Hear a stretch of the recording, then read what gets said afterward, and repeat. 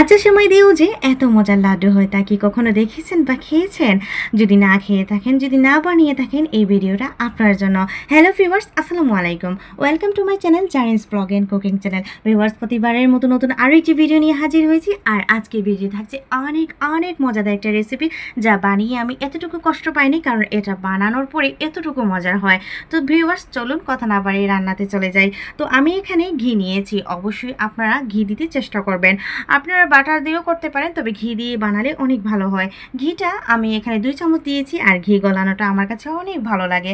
তো ভিউয়ার্স, ঘিটা গলার পরে আমি এখানে নিয়ে নিয়েছি ফিজা ব্র্যান্ডের লাচ্চা সেমাই। আপনারা যে কোনো ব্র্যান্ডের লাচ্চা সেমাইটা নিতে পারেন। তো আমি এখানে লাচ্চা সেমাইটা কিন্তু ভেজে নিচ্ছি লাল লাল করে। ভিউয়ার্স, ভিডিওর এই পর্যন্ত এসে যারা লাইক দিতে ভুলে গিয়েছেন, প্লিজ ছোটো করে একটা লাইক দিয়ে আপনারা আমার ভিডিওটা কন্টিনিউ করবেন।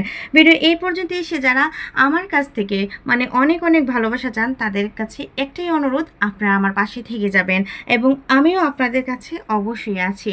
তো লাল লাল করে ভেজে নিয়ে কিন্তু আমি তুলে নিয়েছি। এখন দিয়ে দিব তরল দুধ। আমি এখানে 2 কাপ পরিমাণ। দুধটা আমি আগে থেকে কিন্তু জাল দিয়ে নিয়েছি। তারপর এখানে দিয়ে দিয়েছি আমি চিনি অর্ধেক কাপ। এখানে দিয়েছি আমি অরেঞ্জ ফুড কালারটা। আর অবশ্যই ফুড কালারটা এখানে অ্যাড করতে হবে, যেহেতু এটা লাড্ডুর আকার ধারণ করবে।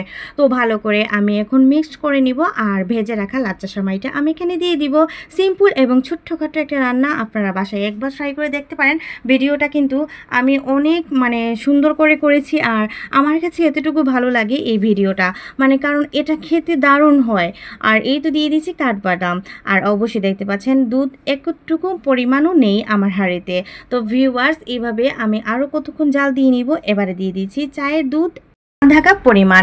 এখন ভালো করে আরও 2 মিনিটের মতো নাড়া দিতে থাকবো। ভিউয়ার্স, অবশ্যই চেষ্টা করবেন এটা যাতে পুড়ে না যায়। তো এই তো আমার কিন্তু মূল কমপ্লিট হয়ে গিয়েছে রান্নাটা। এখন আমি তুলে নিয়েছি আর একটু ঠান্ডা হয়ে এসেছে। তারপর এখন আমি লাড্ডুর আকার ধারণ করে নেব। ভিউয়ার্স, এই লাচ্চা সেমাইয়ের আমি যে লাড্ডুটা যে বানিয়েছি, এই লাড্ডুটা বানিয়ে আমি কিন্তু মেহমানদের আপ্যায়ন করেছি। মাশাআল্লাহ, আলহামদুলিল্লাহ, তারা খেয়ে অনেক অনেক মজার বলেছেন। আর এই তো গোল করা হয়ে গিয়েছে, আর এটা গোল করতে আহামরি সময়ও লাগে না। তো এই তো এবারে গোল করা হয়ে গেলে আমি চায়ের দুধের সাথে এগুলো এইভাবেই করে মিক্সড করে নিয়েছি। আর এভাবে চায়ের দুধটা দিলে কিন্তু দারুণ, এই যে গুঁড়া দুধটা দেওয়া হয়, লালের উপরে সাদা হলে অনেক সুন্দর লাগে, আর খেতেও কিন্তু অনেক ভালো লাগে।